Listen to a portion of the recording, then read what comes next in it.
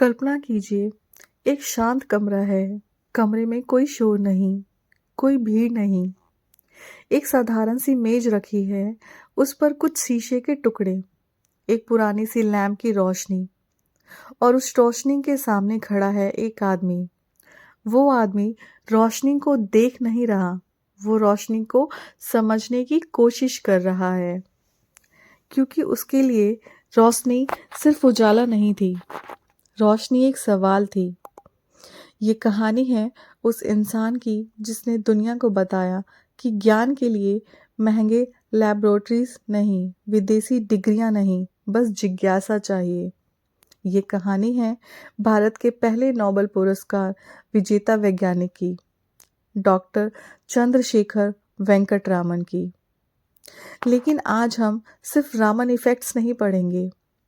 आज हम उस सोच को समझने की कोशिश करेंगे जो ब्रिटिश हुकूमत के दौरान में भी झुकी नहीं, बिकी नहीं, रुकी नहीं। वेलकम टू बियॉन्ड विकिपीडिया, जहां हम नाम नहीं, नियति बदल देने वाली दिमाग समझते हैं। आज की कहानी है CV Raman, the man who made light speak. 7 नवंबर 1988, तमिलनाडु का तिरुचिरापल्ली।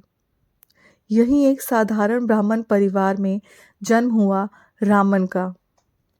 उनके पिता आर चंद्रशेखर अय्यर फिजिक्स और मैथ्स के लेक्चरर थे, इसलिए रामन के घर में खिलौनों से ज़्यादा किताबें थी और कहानियों से ज़्यादा सवाल। जब दूसरे बच्चे गिल्ली डंडा खेलते थे, रामन बैठकर सोचते थे, आवाज दीवार से टकराकर लौटती क्यों है? अगर मैं तार को हल्के से छेड़ूं तो संगीत बदल क्यों जाता है? उनका बचपन खेल के मैदान में नहीं, सोच के मैदान में बीता।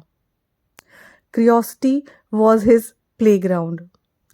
11 साल की उम्र में मैट्रिक्स पास करना, 13 में इंटरमीडिएट और 15 की उम्र में फिजिक्स ऑनर के साथ बीए। इतनी कम उम्र में इतनी बड़ी उपलब्धियां। लेकिन रामन कभी घमंड नहीं बने। उनकी आंखों में ज्ञान का गर्व नहीं और जानने की भूख थी। यहाँ रामन सिर्फ किताबें नहीं पढ़ते थे, यहाँ वो किताबों से आगे सवाल पूछते थे। जब प्रोफेसर कहते यह सिलेबस में नहीं है, रामन मुस्कुराकर कहते लेकिन सवाल तो है सर।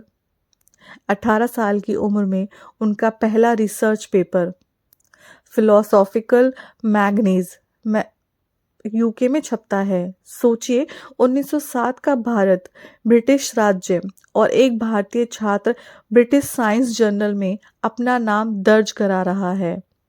लेकिन किस्मत अक्सर सीधी नहीं चलती। इतनी प्रतिभा के बावजूद रामन को साइंटिस्ट की सरकारी नौकरी नहीं मिली। रामन बने इंडियन फाइनेंस डिपार्टमेंट में अफसर। पोस्टिंग मिली कोलकाता में। दिन में फाइलें, नंबर, सरकारी आदेश और रात में प्रयोग, संगीत, रोशनी। वो कहा करते थे, government job feeds my body, science feed my soul. Indian association for the cultivate of science, ये एक जगह उनका मंदिर थी। ना सैलरी, ना मॉडर्न इक्विपमेंट, बस एक जिद, कुछ नया जानने की। रामन को संगीत से गहरा प्रेम था। वीणा को, वायलिन हो या तबला, वो सिर्फ सुनते नहीं थे, वो समझना चाहते थे। उन्होंने पूछा, साउंड सुंदर क्यों लगता है? यही से वाइब्रेशन, वेव थ्योरी और लाइटिंग स्कैटरिंग उनके जीवन में आए। 1921 में समुद्र यात्रा के दौरान उन्होंने एक साधारण सा सवाल पूछा, समुद्र नीला क्यों दिखता है? ब्रिटिश वैज्ञानिक ने कहा, स्काई रिफ्लेक्शन। रामन रुके नहीं, उन्होंने प्रयोग किया और दुनिया को बताया, नहीं, ये लाइट स्कैटरिंग नहीं है, ये है वाटर मॉलिक्यूल्स के कारण। 28 फरवरी 1928, एक साधारण सी लैब, कोई फैंसी मशीनें नहीं, लेकिन दिमाग असाधारण। रामन ने देखा जब लाइट किसी ट्रांसपेरेंट सब्सटेंस से गुजरती है तो उसकी वेवलेंथ थोड़ी सी बदल जाती है। यही थी रामन इफेक्ट्स। पूरी दुनिया चौंक गई। यह खोज फिजिक्स तक सीमित नहीं रही। केमिस्ट्री, मेडिसिन, स्पेस साइंस सब बदल गया। और 1930 में Nobel prize in physics, Bharat का पहला नोबेल विजेता, वो भी बिना विदेश गए। ब्रिटिश गवर्नमेंट ने उन्हें सर की उपाधि दी। लेकिन आज़ादी के बाद रामन ने कहा, I am Raman first, sir letter.